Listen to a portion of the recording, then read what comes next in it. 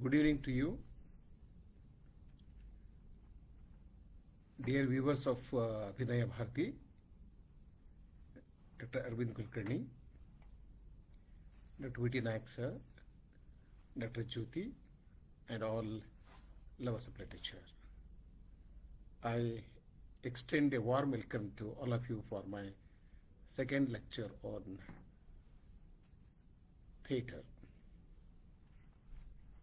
I must thank the organizers for giving me an opportunity again to come on live on Abhinaya Bharati Facebook page and speak to the elite audience. Today I'm going to speak on Anton Chekhov's play The Seagull.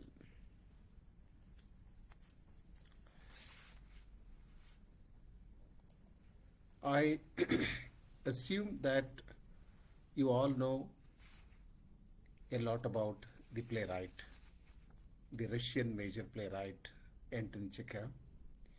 You must have already read his plays, and he must have watched the performance of his plays on stage many a time. So I don't want to give you the details about the playwright Anton Chekhov.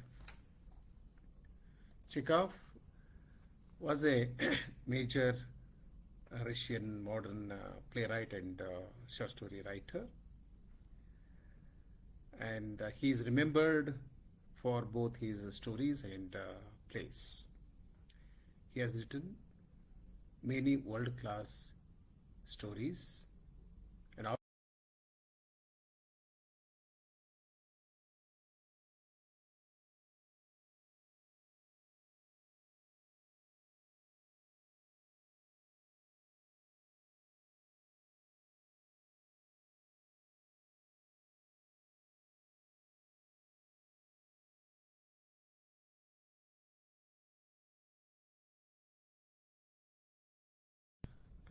Chekhov he probes the surface of life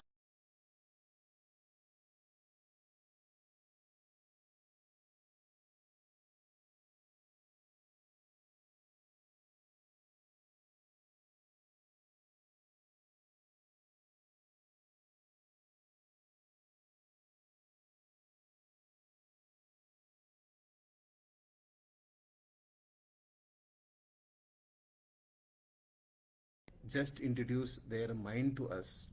He will probe into their psychology, into their minds, into their subconsciousness, unconsciousness, supraconsciousness, and so on. And he lays bare the secret motives of his characters. For every action has its own inner motive, and this motive doesn't get expressed in the words of the characters. You have to go beyond the written words. You have to read between the lines, and you have to go beyond the written words. You have to go beyond the performance that you can see on the stage to find out what their real motives are, what their intentions are, what their intentions are, and what they really want to do and want to achieve. So this is the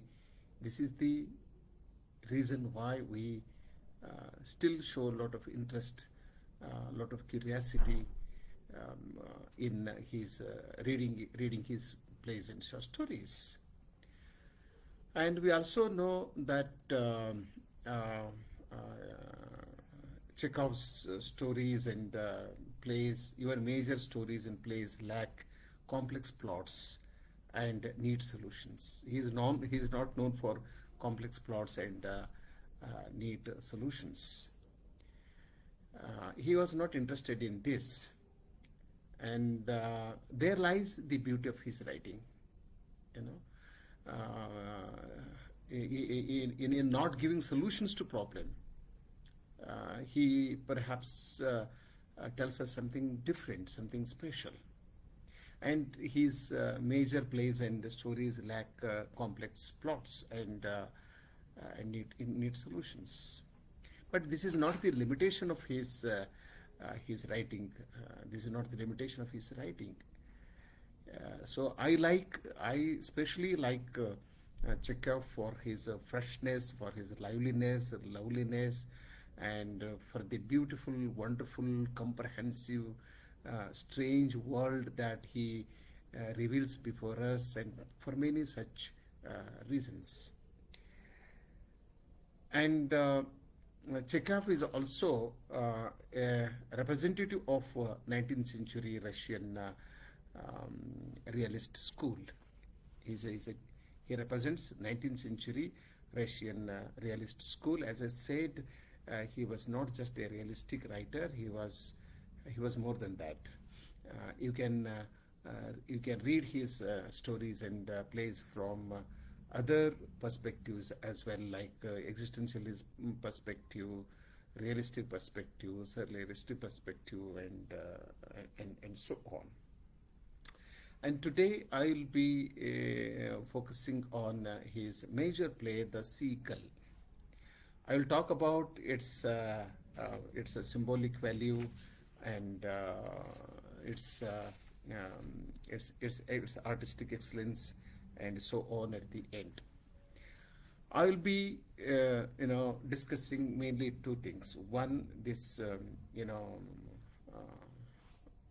romantic and artistic conflicts in this play. Romantic and artistic conflicts in the play, The Seagull. And I can say that if you read the play, you can't help describing it as a love story. But you don't find a typical love story here. Two characters coming together, trying to come close to each other, develop some problem, go away from each other, and come together at the end of the play. This linear kind of plot development is not found in his in this play, The Seagull. But still, all the characters in the play, they talk about love, and they suffer because of love in this play. There are mainly we find more pairs in this play. For example, the protagonist of the play, the main character of this play, is Arkadina. She's also known as called Irina or Arkadina. She is a main character, and she's an actress. She's about 42 years, and she has a 22-year-old old son, and she has a brother called Sorin, who lives on his estate in a country, in a small village. And this actress, Irina Arkadina, she lives in Moscow. She's a theater artist, and she loves her performance. She loves her popularity, and she is a member of the elite. She is member of the Society of Russian Intelligentsia, intellectual group of people. She is a member of the Society of Intellectuals of Russia of 19th century, and she is smart, good-looking. Although she is 44, she is still good-looking, and she can attract the audience, and she can be able to perform miracle on the stage. But she has a grown-up son, and his name is Triplew. He's a 22-year-old son, and this lady, we do not know who the father. Father of Triplew, Arkadina. We don't know the name of her husband. When the play begins, she is in relationship with a playwright, Trigorin, Trigorin or Boris. She has a relationship, living relationship with this playwright, and he is her lover. But the playwright doesn't tell who her husband is, what has happened to him, and so on. Okay, the play never talks about, no character in the play talks about her husband. And so uh, um, this Arkadyna, who is also called Irina, who is an actress who lives in Moscow, who often comes to live with her brother Sorin, a retired lieutenant, on his estate in a small village, on a beautiful lake. The lake and its surrounding water and the seagulls and other birds coming to the lake, the morning, the evening, the sunrise, the sunset, the moonlit night. Okay, and all of it gives us creates a beautiful ambience on the theater. You immediately get attracted to the scenery of this play, and the action of the play mainly sets in this tiny village on the bank of the lake. But this Boris Trigorian is a short story writer, is a novelist, and is a playwright, and he is always in his own world, and he speaks less, and he is always calm and quiet. You must watch the movie based on this play. I'm sure you appreciate it. If time permits, I will also talk about this play. I mean, the movie. So this Boris, who is also called a Trigorin, as I said, is very calm and a quiet man. He is in his own world. He is in his own creative world. But he is not as innocent as he projects himself. He is not as straightforward as his beloved Arkadyna, thinks him to be. It's not like that. And he shows his interest in Nina. Nina is a 19-year-old girl. She is a daughter of a wealthy landlord. And these characters are very important. Unless you understand the relationship between the characters, you may not understand the plot of the play. And so Arkadyna is in love with Boris, and Boris is in love with Nina. This is one group, and we have a character called Masha, and this Masha is a daughter of Polina, and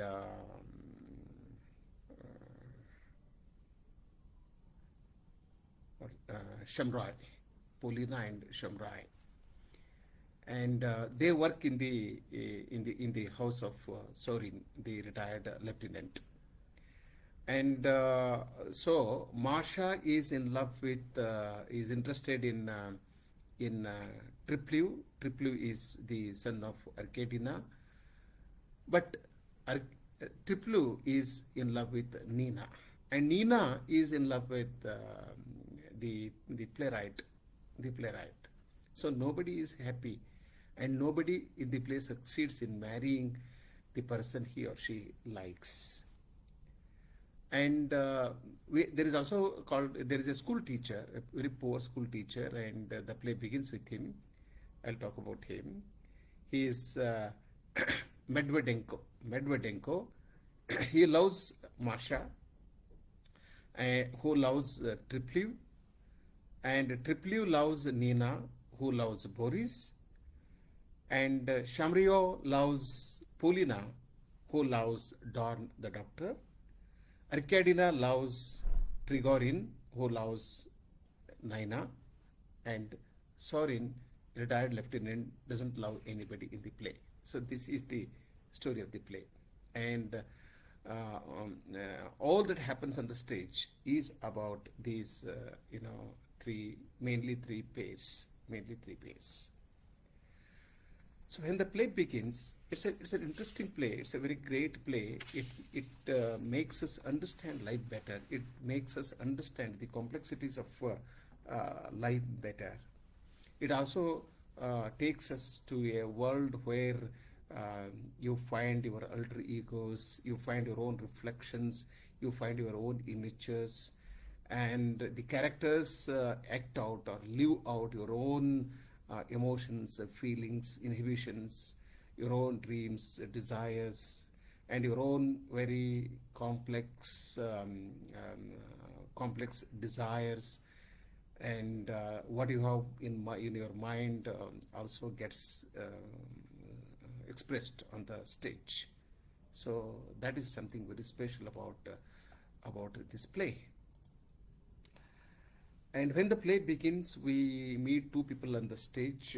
This Medvedendo, who is a school teacher, who is unmarried, who wants to marry and who doesn't get a good proposal, and Masha.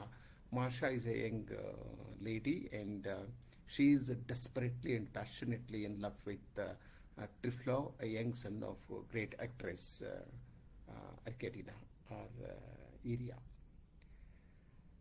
And this is what he asks her when the play begins. Why do you always wear black? Medvedendo asks her. Why do you always wear black? Look at her answer. I am in mourning for my life. I am unhappy, Marsha says.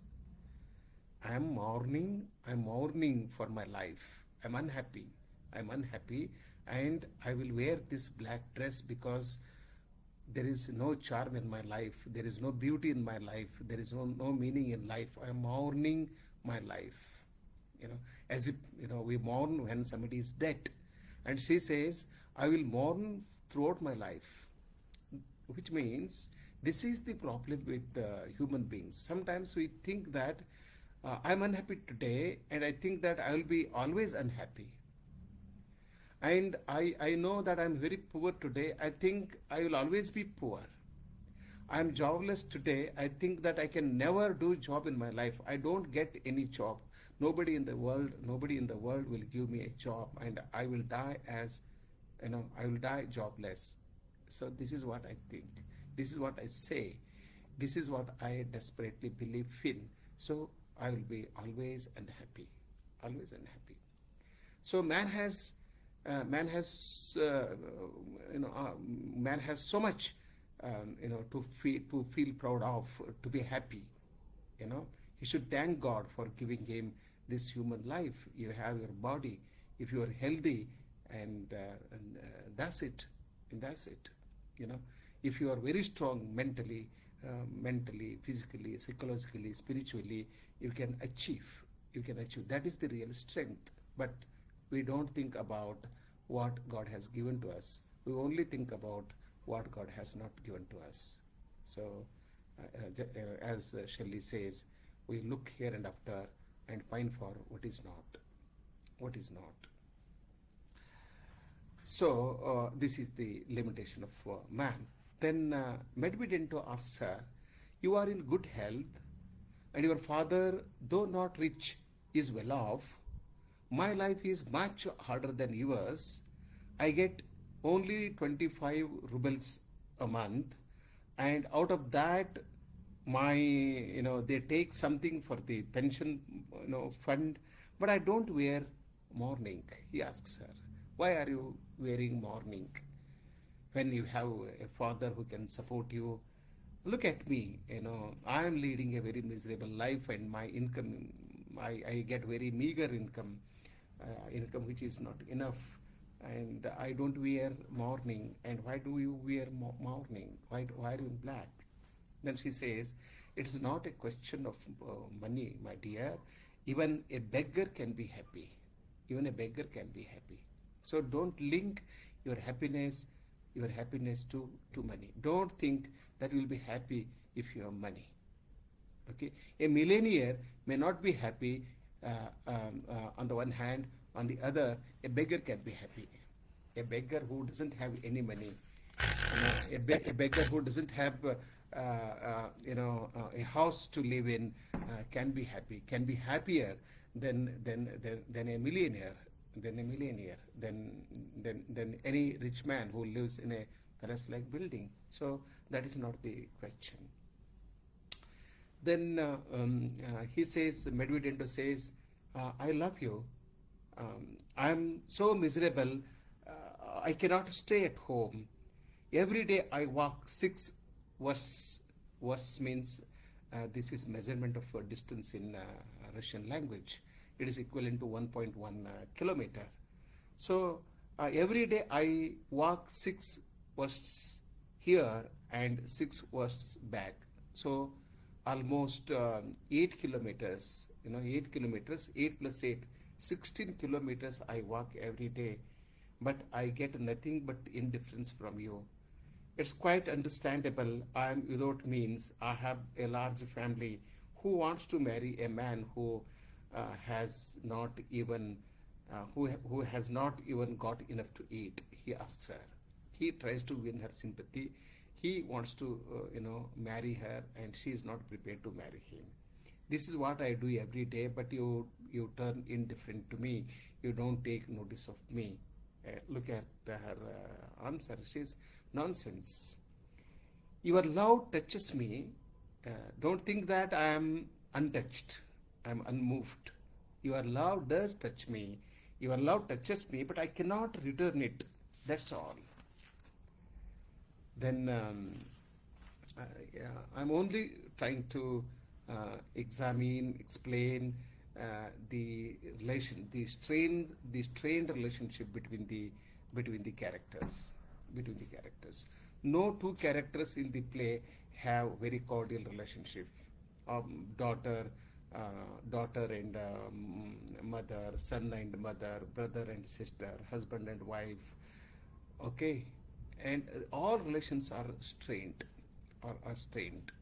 Sometimes we humans think that we are living in harmony with others, but only God knows whether the person I'm living with, the person I'm spending my time with is happy or unhappy. Only God knows. The psychology of human beings is very strange. You never know what your counterpart thinks. You never know what he or she is thinks, what thought process goes on in the mind of the people. And interestingly, during the course of the play, Marsha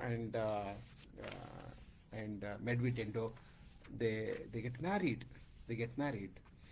And they work. They both live in the same house. And he is a school teacher, and she works with in the house of Sorin, Marsha. But are they happy when they get married? No, they're not. They're not happy. She is still interested in Triple. Marsha is still interested in Triple. He thinks that Triple will look at her, will give her a good glance. So she has been waiting for an excellent glance, for a good look of Triple. And they have a child, a male child, and she doesn't care for the child. She is not interested in her child at all, because her problem with her love has not come to an end. She still thinks that Triple can love her. So at the end of the play, I'm talking about only these two characters. Medvedento asks Medvedento asks Marsha, Marsha, let us go home. Let us go. Let us go. The baby must be hungry. We have left our baby back at home. You please go back. I will come with you. Both of us will go back. The baby must be hungry. Then Marcia says, nonsense. Matriona will feed him. We have a servant, maid servant. She will feed him. I don't have to go. So she's why does she want to stay back in Sorin's house? Because there is strip leaf. She can look at him. She will have the satisfaction of looking at him. If she gets a chance, if time, she can also talk to him. So she has always been waiting for a chance to look at him, to talk to him, or to be talked. And I do not know what kind of pleasure she gets, happiness she gets when he looks at her or when he talks to her. Then Medvedendo tells her, it is a shame. 3 nights now without his mother, shame on you.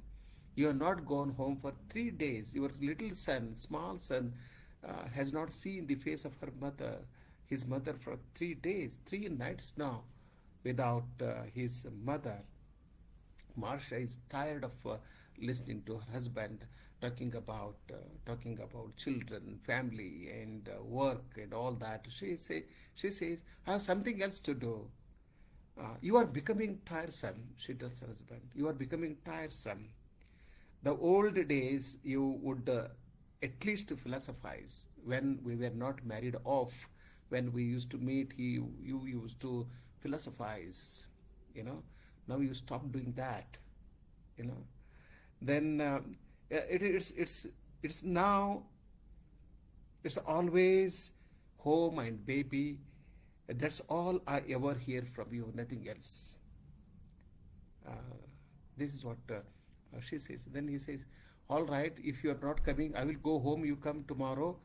But how can walk the distance? It is late evening, very chill outside, weather is very, very bad. I may catch cold, I may fall sick if I walk the distance. Ask your father to give me a horse. But he doesn't give a horse. His father-in-law looks after the horses of Sorin. He refuses to give a horse even to the actress. That is a different story. Then he tells everyone that he is going home to take care of his child. He walks the distance. Then Polina, Polina is the mother of Marcia, and she is very careful about her daughter's desire. She also wanted her daughter to marry Tripliu, if possible, which never happened. Now Polina begs Tripliu to look at her. Dear, good Kostya. Tripliu is also called Kostya. It is a dear term. His mother calls him Kostya. Tripliu is his name. Kostya is his second name. Then Polina asks him, dear good Kostya, be a little kinder to Mashenka. Marcia is also called Mashenka. She requests him to be a little kinder. Be a little kinder to my daughter as well. Then Marcia says, leave him alone, mother. Don't trouble Tripliu. Leave him alone. Don't tell him like that. I know that I am in love with him. This is my limitation. Everything goes well if I go away from this place. You please request him to have my husband transferred to some other place so that I leave this place. And when I leave this place, I think I will forget him. I want to, I want to get out of it. I want to get rid of it. I know that he can never love me. And why should I have this feeling in me? I should eliminate this feeling from my mind, from my soul, from my heart, for which I need a little time. If my husband is transferred to some other place, if I leave this place, I think everything goes well, she says. Polina continues to persuade Tripliu. Then she says, she is a good girl. referring to her daughter. She is a good girl. A woman does not ask for much, Kostya, so long as you give her a kind look.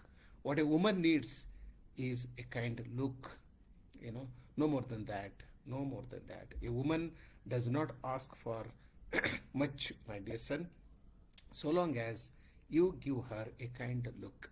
You don't have to spend, a million years with her. You don't have to spend 100 years with her. You just give her a kind look, a look which can, uh, keep her soul in rest. That's it. So, this is the relationship between Marsha and Medvedenko and Tripliv, Costa and others. This is one thing. Second, the important characters in the play are Arkadina, Irisha, and her son Tripliv. And these two characters remind us Hamlet and Gertrude. Hamlet and Gertrude. This play reminds us of Hamlet at every stage.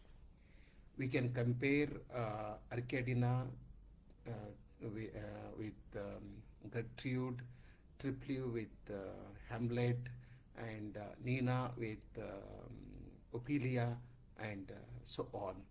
And the characters also quote from Shakespeare, Turgenev, and Maupassant, other French writers and playwrights, novelists, story writers, and so on. And Tripliv, he loves his mother. He loves his mother, and he tells his mother, "You are the only person that I can love in my life, but why have you come under the tremendous influence of this playwright Boris, this young playwright? You leave him. You come to me. We both live together. You don't go to your lover. You just give him up." He tells his uncle, Sorin. Sorin is his mother's brother. He tells her, Tripliv, about her mother, about his mother. "She loves me. She loves me not. She loves me. She loves me not. She loves me. She loves me not." 3 times he repeats. He does not know whether his mother loves him or not. And in the play, at some points, at some point in the play, you find her rebuking, ignoring her son, and insulting him, and humiliating him, and letting him down, and also repenting for it. So, my mother does not love me. Of course not. She wants to love, she wants to live. She wants to live, she wants to love, to wear bright dresses, and here I am, 25 years old. My mother lives in Moscow in a good house with her lover Boris, and she leads quite decent life. She has fine dresses to wear. She has money to spend. But I am her only son. I'm living in a country. I'm living in a village. Under the shelter of my Sorin. I don't have money. I have nothing. He says, I am 25 years old. A constant reminder that she is no longer young. So this is very. The readers have to take a very serious note of it. The generation gap between mother and son. Okay, he says, when I am with her, she thinks that she is 42 because I am 25 years son. So when I am with her, it's a constant reminder that she is no longer young. When I am not there, she is only 32. But when she is 43, and for that she hates me. He tells, my mother hates me because I am her grown-up son. She always thinks she is young. She is 32. Although she is 43, 44, she thinks she's 32.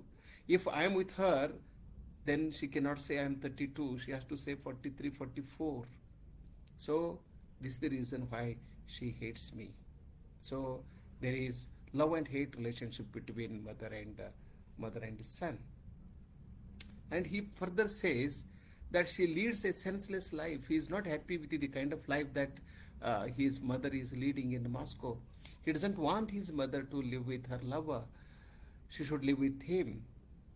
If she had been an ordinary woman, I should have been happier, he exclaims. Oh God, she should have been an ordinary woman. I would have been happier. My problem is that she is a celebrity. She is an actress. She is a celebrity, and that is my problem because she always goes out. She meets people. If I go with her, then people look at me as if they are looking at some strange animal. I don't have my own identity. This is also identity crisis. This is existential crisis. The play can also be read from the perspective of existentialism. What is my existence in Moscow? What is my status in Moscow? What is my identity in Moscow? I don't have my own identity at all. I neither write nor sing nor do any job. I do not have money. I don't have fine dresses, and I don't have a girl to love. What do I have? I have nothing. Then so the relationship between mother and son gets strained further, and love is lost between the two, and both of them quote from Shakespeare in one of the scenes, maybe in the first act of the play. She is reading from Shakespeare, from Hamlet, Arcadina. My son, thou turnest mine eyes into my very soul. This is one of the most beautiful lines spoken in the play Hamlet. And Gertrude tells this to Hamlet. With your words, my dear son, you turned mine eyes into my very soul. And there I see such black and grained spots as will not leave their tint. The meaning is, Gertrude, who is mother of Hamlet, tells mother, my dear son, you have turned with your words, with your observations, you have turned mine eyes into my very soul. I now realize what I have done. I am living with a wrong person, King Claudius. King Claudius is the one who killed his own brother, senior Hamlet, and married his brother's wife, Gertrude. And she says, this sin of mine will haunt me throughout my life. I can never be freed from this sin. I can never be liberated from this sin. I will have to suffer in my life for the sin that I have committed, she says. Then, Triplieu, her son, he paraphrases Hamlet's words. Nay, but to live in wickedness and to seek love in the depth of sin. This is, I think, Hamlet is definitely the greatest play ever written in any language across the globe. This is the most complex play, and this is the most beautiful play. Every sentence makes you think very seriously about man-woman relationship, about human destiny, and about human concerns, and etc. So he says, but to live in wickedness, you cannot live in wickedness. When you realize that you are living in wickedness, you have to come out of it. So, but to live in wickedness, to seek love in the depth of sin. You can't seek love in the depth of sin, which is not possible. And you are doing it. You should come out of it, he tells her. And Arcadina is not totally a cunning woman. Is not cruel like Lady Macbeth. She can think and she can repent. She can feel sorry. She can feel sorry. But the problem with her, she again commits that mistake. She again commits that mistake. Her problem is she cannot live even for a minute without the playwright Boris, and she cries like a baby when she comes to know that Boris is in love with Nina, the young actress.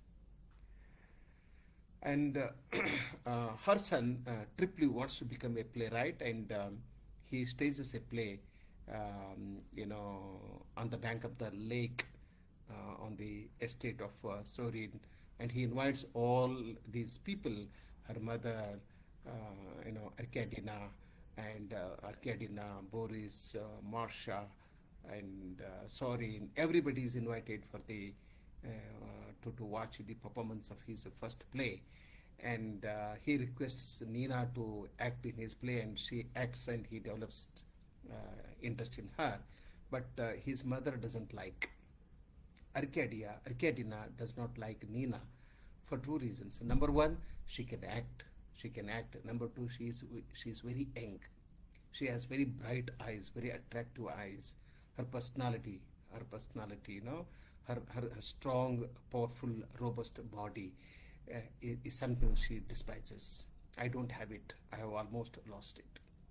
She says that I can play the role of a 15-year girl. I can never be old because I live every minute of my life. I never look into the future. But still, you can't help aging.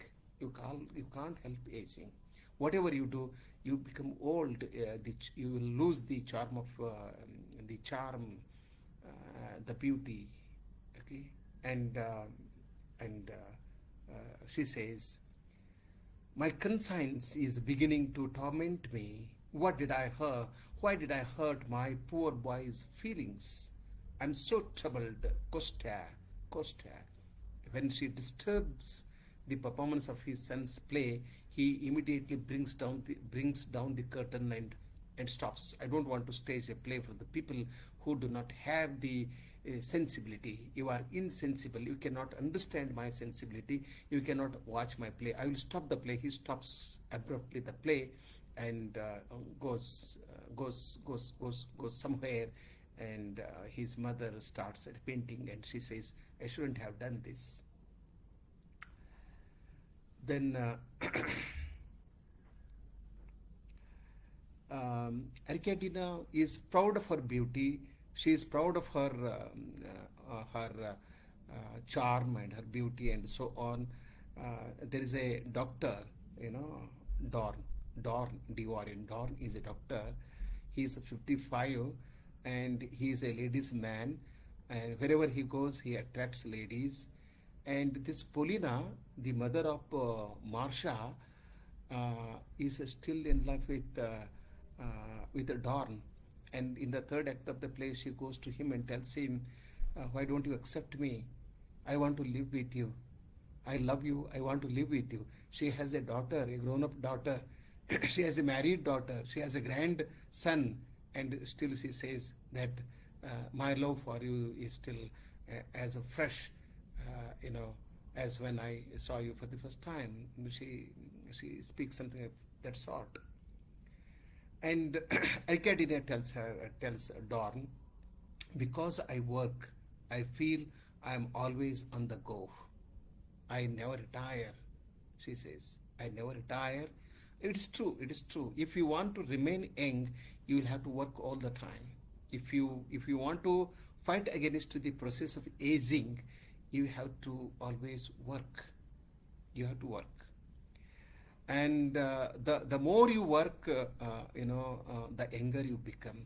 The less you work, the older you become. If you want to remain young in body, in your body, in your soul, in your heart, and in your spirit, you should work incessantly, continuously, passionately, completely, insanely. You should become mad. You should madly love the work that you are doing. That's what she says. While you stay in the same place all the time, you don't live. If you stay or if you stay in the same place all the time, you don't live. If you do the work, if you do the work, the same work, like a clerk in the bank, every day you go to your bank and you sit on the same chair in the corner for 33, 34 years. What have you done in your life? You always woke up at 6 o'clock and did all morning work up to 8 o'clock. You always took the same bus, the same bus. You also sit in you also take the same seat in the bus. No change, no change. Okay. So if you remain in the same place all the time, you don't live. And I make it a rule not to look into the future. He says, I made it a rule not to look into the future. I do not know. I do not think what is going to happen tomorrow. I never think about old age or death. Okay. So I can't help becoming old. But why should I think about old age now? Why should I think about death? Why should I think about tomorrow? I live in the present. What is to be will be. Now, what is to be will be. What will come will come. What has to come will definitely come. And she says, I am like a bird. You see, light as bird. I am as light as a bird. I could play a girl of 15. I am 43. I can play a girl of 15. But she does not understand her own responsibility. She does not understand her responsibility as a mother, as a responsible mother.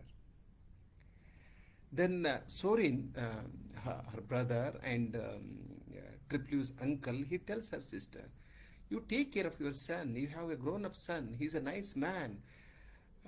He needs money. I'm not rich. I don't have money. If I have money, I love to give him. I believe that, but she says, my son is unhappy because he is jealous of me. Mother tells her brother, Ricardina tells her brother Sorin that her son Triplu is jealous of her. I believe that jealousy is the chief reason, and the sooner I take Trigorin, her lover, and the playwright, so from here, the better. He will be all right if I go away from this place. Then Sorin says, see, he is living with me in my house, okay? And he's not living with you in your house in Moscow. And he feels superfluous in this house, like a parasite, a hanger-on. He has been going round in the same miserable jacket for the last 3 years. You wear fashionable dress, fashionable dress, new dresses. You have so many dresses to wear.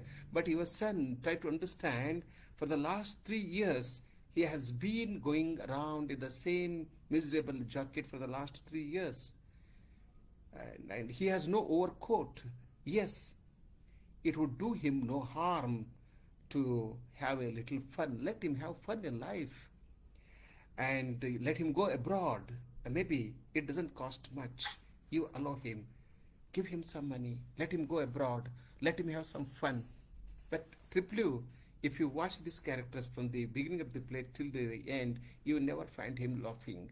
You will never find him calm and quiet. He is calm and quiet and pleasant and happy only at the end of the play for a short time, because he kills himself at the end of the play. He shoots himself and dies at the end of this day, at the end of the play off stage. So he has never been a happy, contented man. He is always worried about women, worried about Marsha. Marsha is after him and she is not interested in her. He loves Nina and Nina loves Boris, Trigorny, and he doesn't. His mother also doesn't stay with him. But she says, no, I haven't any money. I might manage a suit. I can provide him a suit. I can manage a suit for him. I cannot afford to spend on his expenses and send him go abroad. Then Triplu says, I have loved you, he tells his mother. Mother, please understand me. You have lived with him until now. It's enough. You will leave him. Come back to me. We both live together. I have loved you as tenderly and as completely as when I was a child. I have no one left but you now, only you. Why have you succumbed to the influence of that man? He asked his mother. Why have you surrendered yourself? Why have you come under the tremendous influence of this man? He is not a right man. Then Arcadia tells her son, you don't understand him. He is a very noble character. She has high regard for this playwright. Then you take delight in saying disagreeable things to me. I respect the man and ask you not to speak ill of him in my presence, she says. You don't speak ill of him in my presence. And he says, I'm sorry, I don't have respect for him. You want me to consider him a genius too, but forgive me, I can't lie. His books make me sick. He's not a good playwright. I don't like him, he says. This is the relationship between mother and son.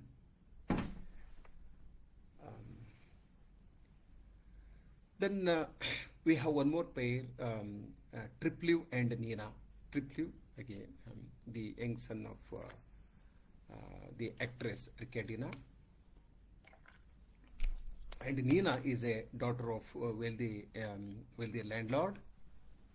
And she has lost her mother, and her father has married a second time, and her stepmother doesn't like her, and her father has given all the property, has registered all the property in the name of his second wife, stepmother, and she doesn't have she doesn't want to stay at home. She wants to come out and proves her mettle as an actor or actress. So Nina, in the beginning, Nina also loves Triplu, and Triplu loves Nina. I'm drawn here to this lake like a seagull. Seagull is a bird. About this, I will speak at the end of my presentation. He says, I'm attracted to this lake like seagull, like this bird, the bird called the seagull. It comes to the lake, it is attached to the lake, gets drawn to the lake. Like the seagull, I am also drawn to this lake. My heart is full of you, she says. And this is the problem with the human being, because we tell more lies than truth. When we love somebody, we say you are full of my heart is full of you. If my heart is full of you, why I forget you after a few days and take somebody else? There is no answer to this question. And Nina, in the beginning, is in love with Triplu. It is difficult, and she says, you act in my play, and it's a very great play.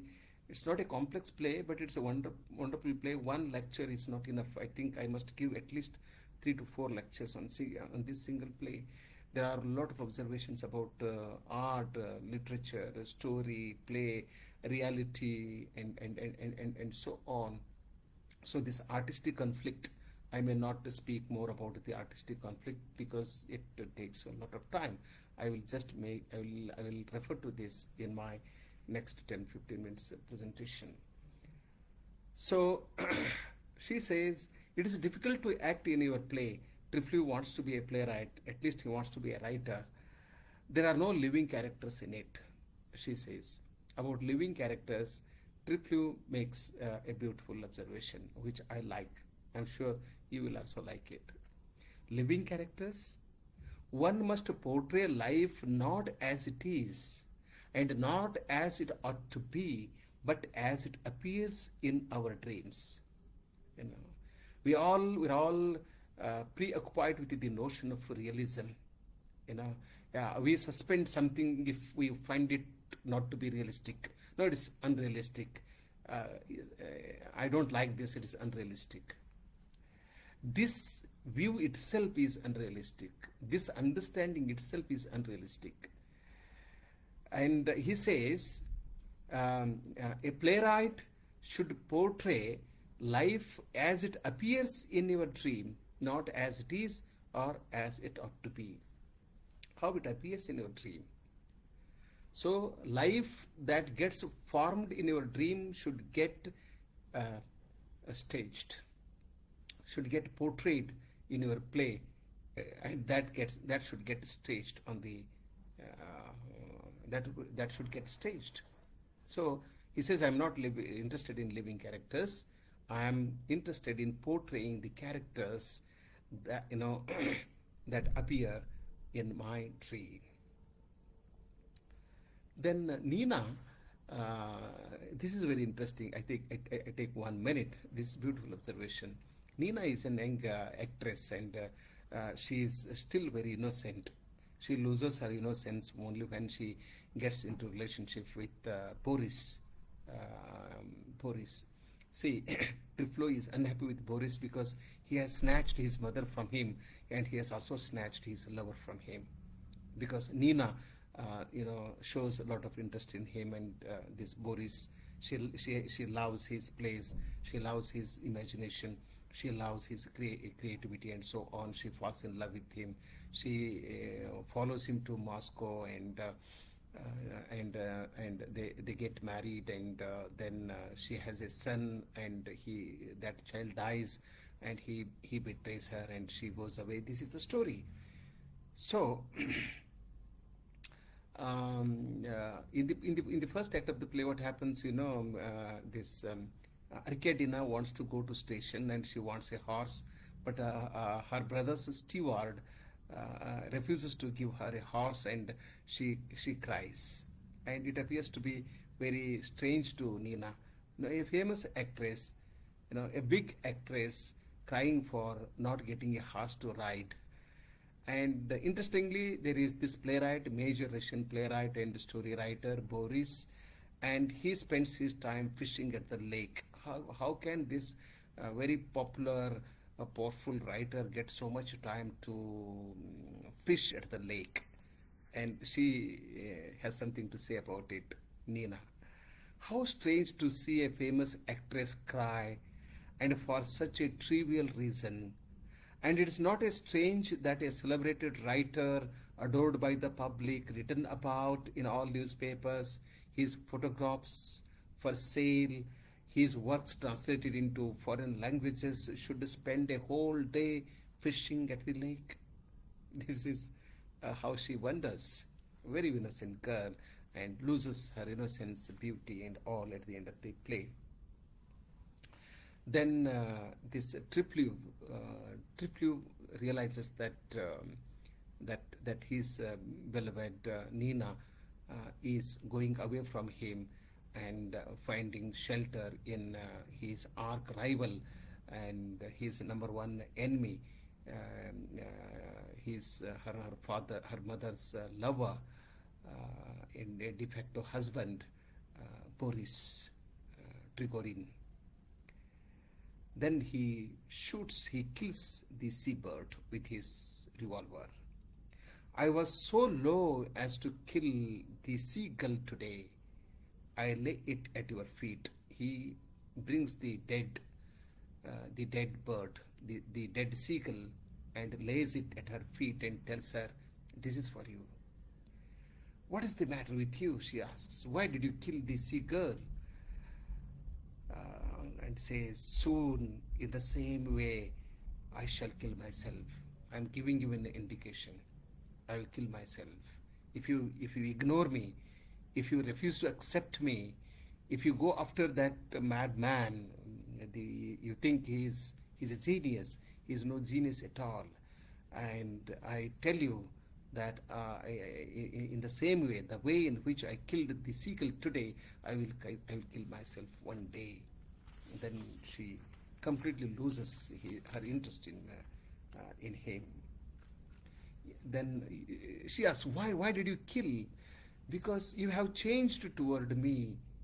Your eyes are cold. I am in your way. You know, you have. I could see I could see a great change in you. You don't look at me the way you used to look at me. Your eyes are cold. I don't see any warmth in it. No love in it. Okay, no attraction in it. You don't feel for me. You think I am in your way.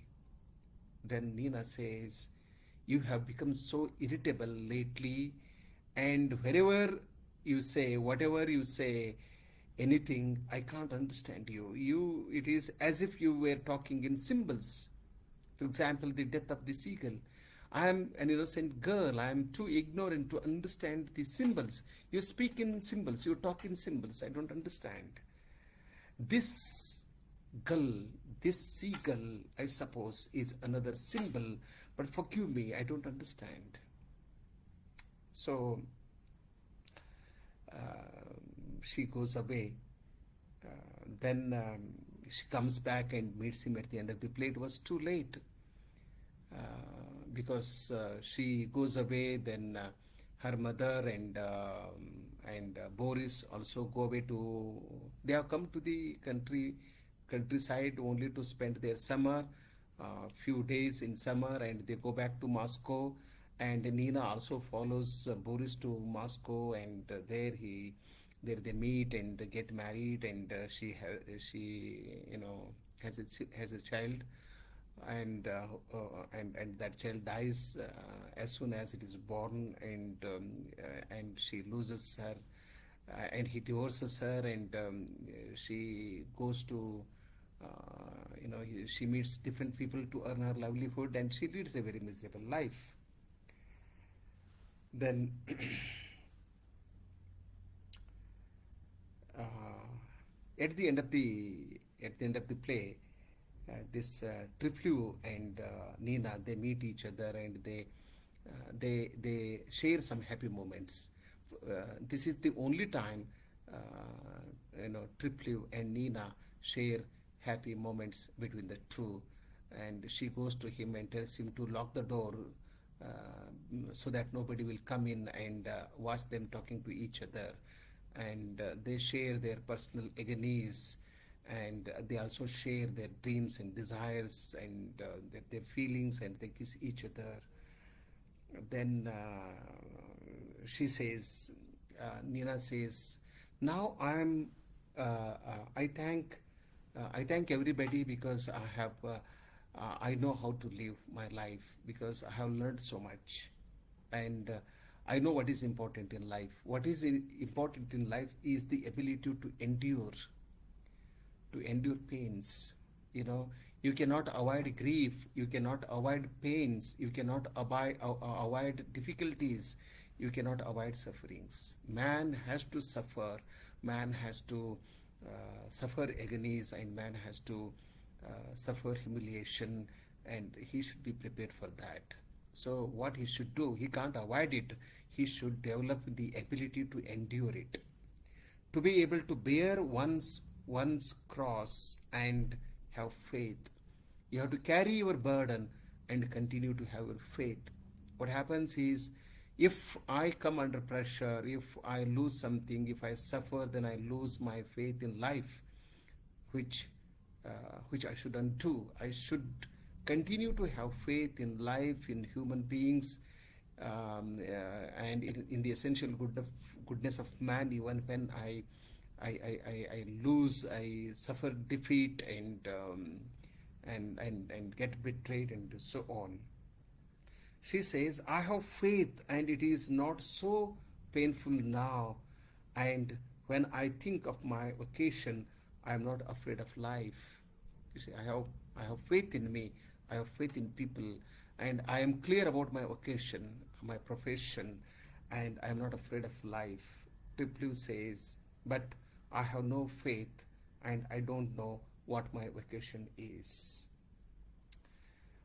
This is the difference between the two.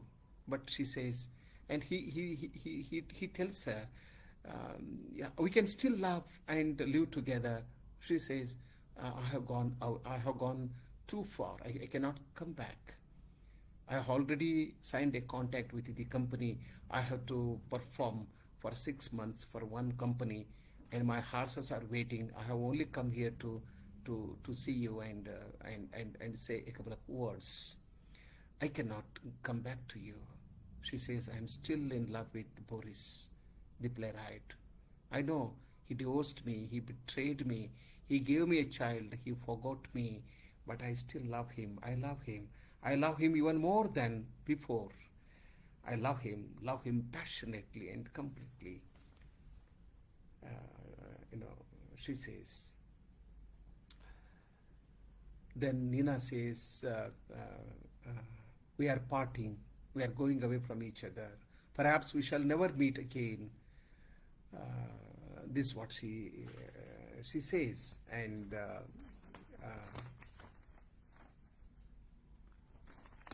so at the end of the play, you know, for Triplu, life becomes totally unbearable, and he doesn't have anybody to love, and he doesn't have anybody to take care of. His mother is no longer interested in him, and she is always worried about her career, her profession, her beauty, her makeup, her dresses, and her drinks, and her luxurious life in Moscow, parties, going to parties, attending programs, giving performance, and spending the rest of the time with her lover Boris. What should I do? He says. What should I do?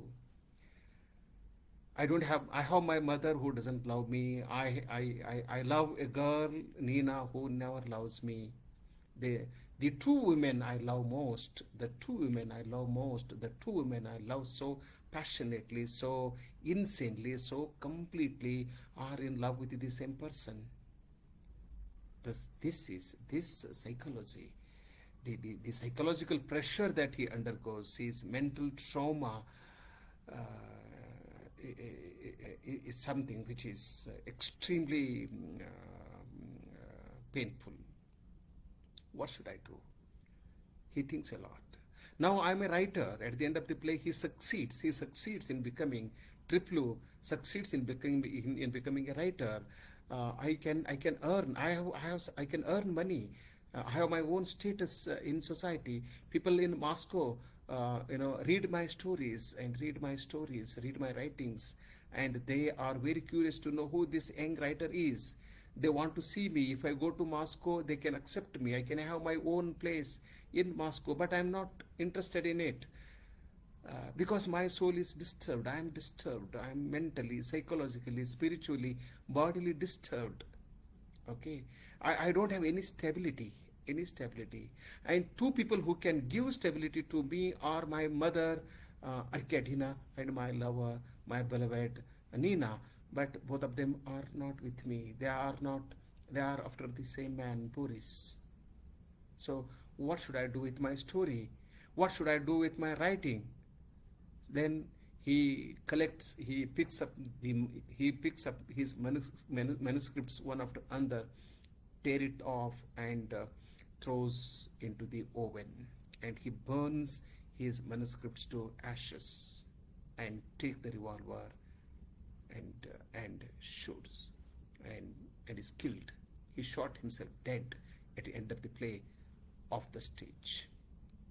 And his mother, his uncle, her servants, her friends, the Boris, they're all sitting in the room, drinking, playing card, and reading out from the story, enjoying life, dance. Then the sound of the sound is heard. A big sound is heard. Her mother is at loss. She wonders whether her son has committed suicide, because in the second act of the play, he already attempted one. He made an attempt to kill himself. He shot at himself, and he suffered injuries in the head, and he recovers. So the play comes to an end, and the play comes to an end, but their suffering does not come to an end. The conflicts don't get resolved. The plot of this play is not very complex. is not very complex, is conventional, and all the problems that the characters face in this play do not find a correct solution at the end. And I don't think that this is the limitation of Anton Chekhov. This is the strength of Anton Chekhov, because for most problems in life there are no solutions. There are no solutions, and the solutions that we offer appear to be very, very. They are not very concrete. They are not very, very, very concrete. So I have come to the end of my presentation. So the seagull, in the play, it is Nina who calls herself the seagull for more than 10 times, more than 10 times.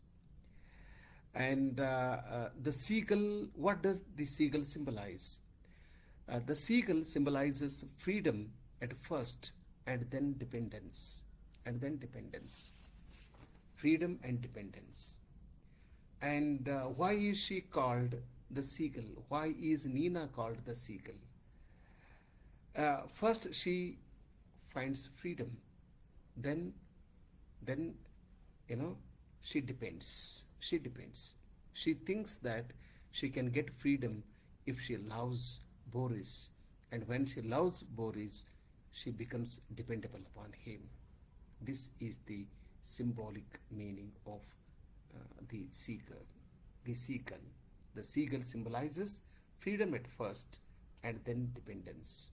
She is so dependent upon Boris despite his ignorance, despite his willful refusal to accept her after having married her and gave her a child. She still loves him. She says, I now love him more than I have ever loved before. So it also represents wisdom and trickery. The seagull also represents, wisdom and trickery. And Trifleaf shoots a seagull, which is a symbol of innocence and freedom. So when he kills the seagull, he means to say that I have killed the innocence in me. I have killed my own freedom. He tells her, soon in the same way I kill myself. And at the end of the play, in the same manner, he kills himself. Very calm and quiet when he killed himself. And the gull power animal represents resilience and endurance. So the play has a lot of symbolic value and significance as well. To conclude, I would say that the Seagull is an important play by Anton Chekhov, and this play at several stages reminds us of Shakespeare's Hamlet. We can see the difference. We can compare some of the characters with the characters in the play Hamlet. See, in Hamlet, the mother sacrifices her life to save the life of her son, but in this play, the Seagull, the mother, the son sacrifices his life for the sake of her mother. And in Hamlet, Gertrude realizes the wickedness of the man she is living with and becomes a cause of her death. But in this play, Arcadina, the story is the other way around. She always defends her lover and lives with him till the end. So, as I said in the beginning, there are many reasons why we must like this play, or why we should like this play. We love and like this play for its richness and liveliness, for its world view, and for the freshness of language and extremely beautiful images, symbols, and extremely powerful portrayal of the characters and so on. And I do not have any hesitation in saying that Anton Chekhov is one of the greatest playwrights of all times in the world. I don't think that the readers can ever lose their interest in his stories and plays. If you read one play, I'm sure you will read all his plays. If you read one story, any story for that matter, you feel like reading all the stories. And